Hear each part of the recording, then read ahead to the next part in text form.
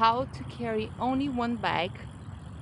Yes, now I improve it. Let me show you. When you carry only one bag in your saddle, it keeps touching your feet when you pedal.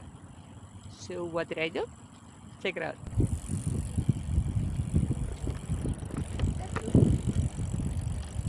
Is that cool? Let me show you. This quick tip actually is an improvement from last quick tip. Handles, like I showed you before, but if you do have a saddlebag, you pass it through this part here.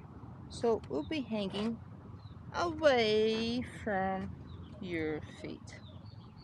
Is that cool?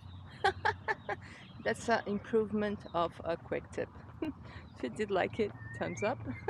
And if you didn't subscribe yet, please do subscribe. Okay, let's keep riding. Bye bye.